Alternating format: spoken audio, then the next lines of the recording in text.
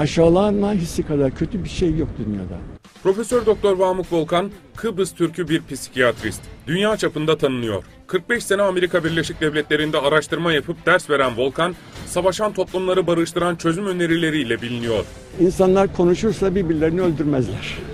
Volkan, şimdi Kürt meselesinin çözümü üzerinde çalışıyor. Bu kapsamda Düşünce Kuruluşu Ekopolitik şemsiyesi altında Türk ve Kürt aydınlarla bir çözüm dosyası hazırladı ve dosyayı 4. görüşmelerinde Cumhurbaşkanı Abdullah Gül'e sundu.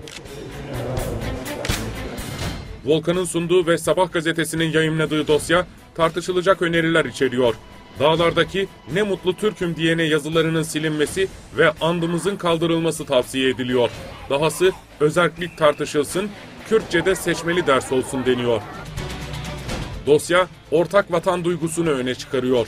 Kürt meselesinin çözülmesi için her iki tarafında tedirginliklerini giderecek somut adımlar atması isteniyor. Herkesin sahip olduğu öneri ortaya çıktığı zaman kimse aşağılanmaz. O halde o öneri uygulanırsa ortaya bir kavga çıkmaz. Volkan'ın sunduğu çözüm dosyasında demokratik açılıma devam edilsin uyarısı var. Açılım sürecinde somut çözümler getirilmesi talep ediliyor.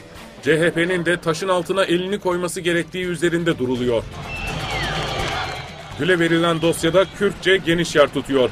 Kürtçenin bazı bölgelerde seçmeli ders olarak okutulabileceği belirtiliyor. Kürt sorunu inkarla çözülmez deniyor. En önemli şey aşağılanmayı ortadan kaldırmak. Volkan, yerel yönetimlerin güçlendirilmesine de büyük önem veriyor. Katı devlet anlayışından vazgeçilerek halkla güvenlik güçleri arasındaki tepkisel gerilimin kaldırılmasını tavsiye ediyor. Mesela taş atan çocuklar var. Bir bakıyorsun ki orada herkes bir hapishane ruhu içinde. Çocuklar bir şeyi yok, kendileri ifade edecek bir yol yok. Polis de diyorlar. Çözüm dosyasında terör örgütü üzerinde de önemli duruluyor. Çözüm sürecine İmralı'nın dahil edilmemesi isteniyor. Terör örgütünün dönüşümü için gerekli sosyal ve siyasal zeminin hazırlanması öneriliyor. Ekopolitik terör örgütünün dağdan indirilmesi için silah bırakma tavsiyesinde bulunuyor. Eylemsizlik sürecinin iyi değerlendirilmesinin belirtildiği dosyada kalıcı barış için askeri operasyonlar durdurulmalı deniyor.